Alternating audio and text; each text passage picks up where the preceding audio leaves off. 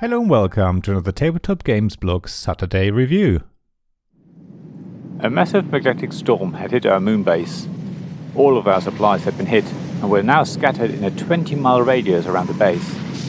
The base itself was intact and secure, but we only had a handful of supplies left, including oxygen. We had to work together to recover as much as we could to have any chance of leaving the moon and returning to Earth. It was going to be tough, but we were all ready for our moon adventure for Oink Games. Of course, this is another review of a game from the wonderful Japanese publisher. I said it before, these games are great because they come in a small box that's rammed full of components. They're easy to learn and usually very quick to play, but they give you enough depth to be appealing to people who like a bit of strategy and planning. Moon Adventure is no different, and it's a cooperative game, which I think is rare for Oink Games. It's basically a push-your-luck game, where you try and go as fast as possible along a trail of scattered supplies, all the while keeping an eye on the oxygen levels. The further you go, the more valuable the supplies will be, but the higher the risk of you dying. You have to work together and place oxygen generators along the track, so everyone can top up their tanks, improve the track to make travelling along it quicker, so that everyone can get to the more precious items, and also decide who picks up what supplies when, because everyone has only so much room to store things. If you've played Deep Sea Adventure, then you will know how it all works. The difference being that you all work together, rather than selfishly dive to the depths to get your own treasure. If you don't know that game, then let me explain things a little bit more in detail. And even if you do know Deep Sea Adventure, it's worth continuing to listen because there are quite a few nice twists that make Moon Adventure quite different to its sibling, and possibly more interesting as well. So imagine a track of small face-down tiles which represent the supplies. Each tile has a number on it, which you won't be able to reveal until the very end of the game. All you know is that the further away from the moon base you travel, the higher those numbers are going to be, and to win the game, you need to add the numbers on the tiles you successfully brought back to the base, and if that number is above a certain value, you've survived and will be able to make it back to Earth. You roll either 2 or 3 of the 3-sided dice. They're actually 6-sided, but the pips only go up to 3, depending on how much oxygen you have left and that you want to spend. After all, you might want to keep a good stash of oxygen for later when you more urgently need it. The dice results represent the action points you have to spend on your turn. Moving costs 1 action point, gathering supplies and placing an oxygen generator along the track each costs 3, developing a route costs 2, dropping supplies costs 1, and so on. On your turn, you have to decide how much oxygen to spend, then roll the dice and finally choose how to spend those action points and in what order.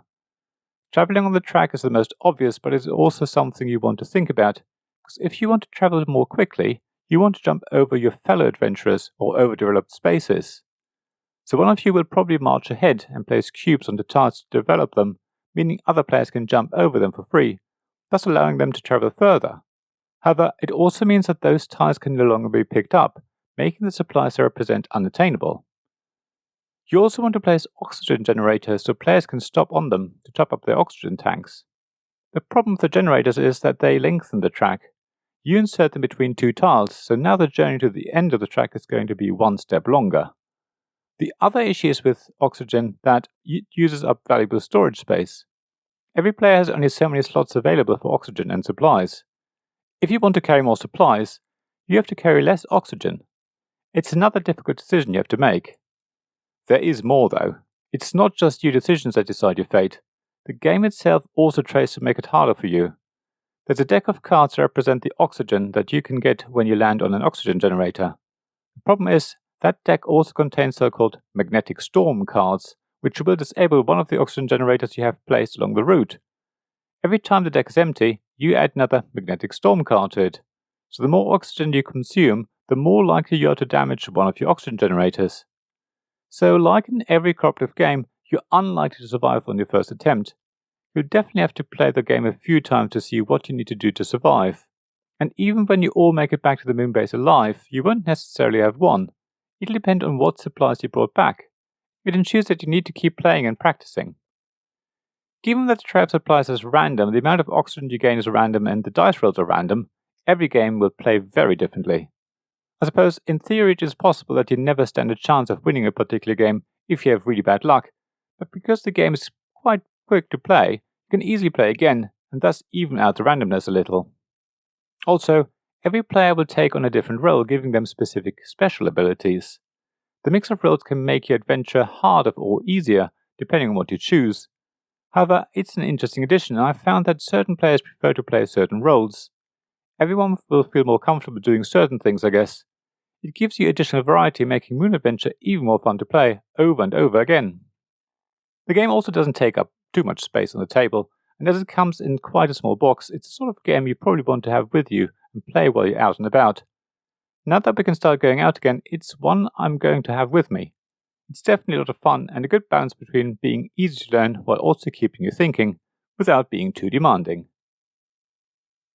Thank you for listening to this Tabletop Games Blog's Saturday Review podcast. Please check the description below for links mentioned in this episode, as well as to the written version of this article on the blog. If you enjoyed this episode, please subscribe, give us some stars or leave a review. Please also tell your friends about me, and if you want to offer financial support, check out my Patreon and Ko-fi pages, links to which you'll find in the blog at tabletopgamesblog.com. So thank you again for listening, and I hope to see you again soon. This podcast was made possible by the generous help of my Patreon supporters. Royal Patron Sean Newman, Castle Guards David Miller and James Naylor, Dice Masters Alex Bardi, Paul Grogan and Robin Kay, and Shining Lights Gavin Jones, Sarah Reed, Richard Simpson and Tim Vernick.